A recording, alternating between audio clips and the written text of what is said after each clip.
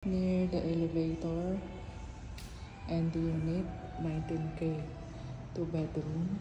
Yan po ang ating deliverables. Meron na siyang kitchen area. Ayan, ganun kaluwag. Ang kanyang balcony nasa living area. So ito yung magiging master's bedroom natin. Yan siya kaluwag. And then ang ating second room. Ito ang sunrise ang bintana. So ayan ang kanyang view. Makikita natin ang Tower 2 Sky Garden. Tower 1 pala, Sky Garden.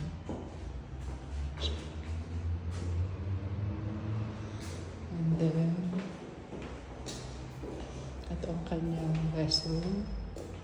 So may area ng washing area.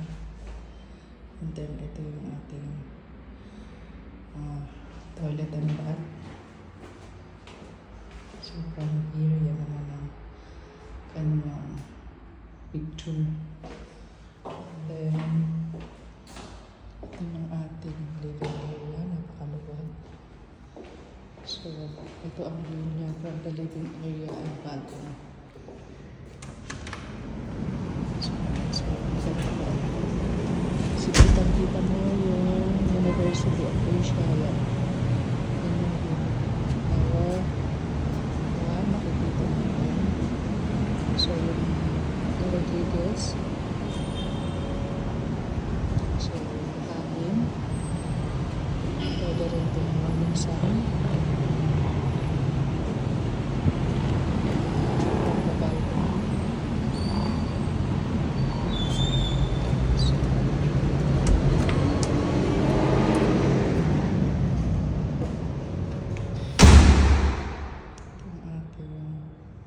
Ganun kaluwag ang ating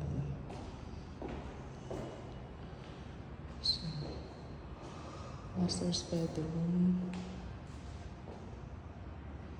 Sa master's bedroom, hindi para naman sa room mismo. Yung Trinity or Erod. And then, sa isang window, view po ang Antipolo or Makati area. Yan. Tower 1. So, maganda kasi mayroon siya mga bintana. Ayan. Ayan. So,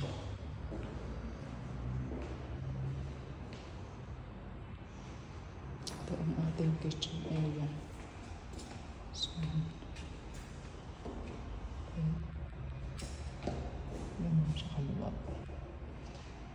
So, 19K.